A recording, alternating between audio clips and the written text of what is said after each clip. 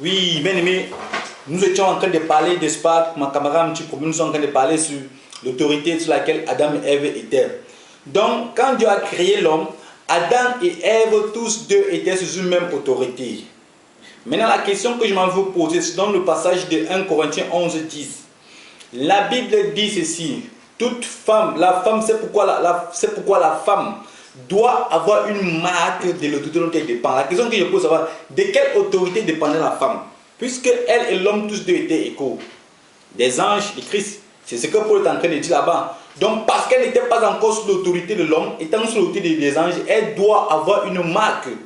Maintenant, pour ceux-là qui disent que la marque, c'est le voile qu'on doit mettre sur la tête, nous savons tous que à cette création, Adam et Ève étaient nus. Il n'y avait encore pas d'habits. Même les vêtements que Dieu a fait pour qu'ils sortent du jardin étaient les vêtements faits de peau. Mais il n'y avait pas encore d'habits. Quelle était dans l'autorité, quelle était dans la marque? Nous avons déjà exclu. Il ne peut en rester que les cheveux. Donc la chevelure était la marque de l'autorité que Adam vivait. Certains frères qui disent que la chevelure était donnée à Adam pour marquer son signe de soumission à Adam, et que maintenant Dieu a vu que dans la nouvelle création qui est l'église, il fallait qu'il y ait une marque supplémentaire pour que j'ai parlé de ça dès le départ pour leur faire comprendre que cet ordre et cette explication n'est pas biblique. Et ils disent même encore que bon, Adam et Ève avaient transgressé l'ordre de Dieu, que Dieu avait dit à Adam qu'il devait manger le fruit. C'était à Adam de manger le fruit et d'en donner à Ève, et non à Ève d'aller devant courir et de prendre et de donner à Ève, ce qui est faux. Tout ça n'est pas biblique. Toutes les explications ne sont pas bibliques. Restons dans la Bible, mon ami. Voyons la Bible très simplement, comme Dieu nous l'a écrit aussi très simplement. Adam et Ève, tous deux étaient sous l'autorité de Christ des anges. Ève n'était pas sous l'autorité d'Adam. Je vous ai expliqué la différence entre Adam et Ève. Ève était l'aide d'Adam, son assistante. Vous comprenez un peu? Il n'avait pas l'autorité sur elle. Mais Adam et Ève, tous deux, avaient reçu de la part de Dieu l'autorité de dominer sur les animaux, les oiseaux du ciel et sur tout ce qui se meurt sur la terre. Vous voyez? Donc voilà ça maintenant. Donc c'est dans Genèse 3, 16 que Dieu établit maintenant l'homme chef de la femme. Vous comprenez? Dieu établit maintenant l'homme dans Genèse 3, chef de la femme. Pendant cette période-là, vous voulez dire que si la chevelure n'était pas la marque de la femme, si la longue chevelure que la femme avait dans ce jardin n'était pas le voile de la femme, alors nous allons donc dire que Ève était en train de déshonorer les autorités à laquelle elle était soumise en cet instant-là, parce qu'elle n'était pas sous l'autorité de l'homme. Or, nous savons tous que la Bible ne se trompe pas. Ça ne peut être que des hommes qui se trompent mal. C'est vous les hommes qui avez mal lu. Dieu a veillé à ce que cela soit accompli. Donc, Ève avait sur la tête la marque de l'autorité à laquelle elle dépendait, qui était autre que ses chevelures. Donc, nous avons exclu rapidement le foulard qui n'était pas là.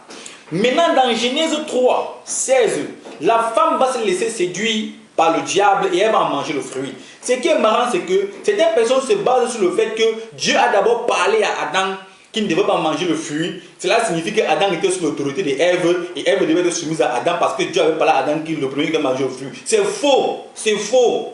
Dieu a parlé à Adam puisque Ève n'était pas encore là. Mais quand Dieu a créé Ève, qu'est-ce qu'il a fait? Il est venu encore et il a aussi parlé à Ève. Il a encore reparlé aux deux. La preuve est là. Lorsque vous lisez Genèse 3, verset 5, le serpent cause avec Adam. Et puis le serpent dit, est en train de, avec Ève, autant pour moi, est en train de piéger Ève. Mais regardez la réponse de Ève. Mais Dieu a-t-il... voici, le diable aborde à Ève, autant pour moi, et il veut tromper Ève, et pour l'amener à transgresser les commandements de Dieu vis-à-vis de l'arbre de la vie. Et voyez ce qui se passe. Ce qui m'intéresse, c'est de comprendre ce que Ève dit, et non ce que le diable dit. Le serpent était le plus rusé de tous les animaux des champs que l'Éternel Dieu avait fait. Il dit à la femme, Dieu a-t-il réellement dit, vous ne mangerez pas de tous les arbres du jardin? La femme répondit au serpent, nous mangerons du fruit des arbres du jardin. Mais quant au fruit de l'arbre qui est au milieu du jardin, Dieu a dit, écoutez ce qu'elle dit, Dieu a dit, vous n'en mangerez point et vous n'y toucherez point.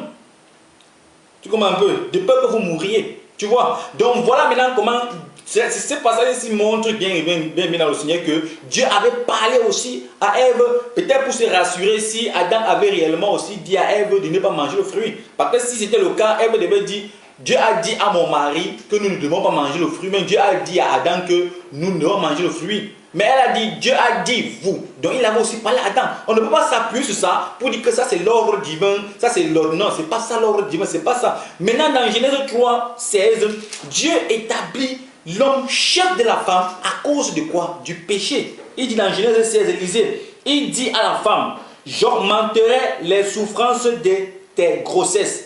Tu enfanteras avec douleur et tes désirs se porteront vers ton mari, mais il dominera sur toi.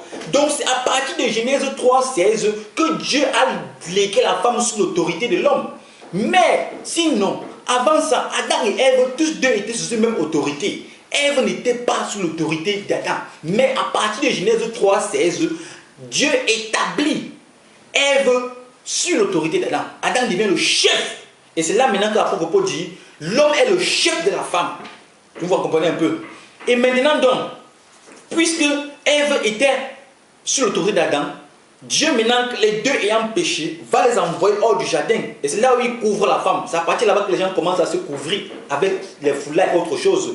Pour marquer maintenant la signe à cause, c'est même le signe, c'est même le symbole que du péché de la femme vis-à-vis du péché de la femme vis-à-vis des commandements de Dieu. C'est là même quand la femme portait même ceci, ça marquait que tu te couvres ainsi à cause du péché que tu as fait dans le jardin. C'était là le signe.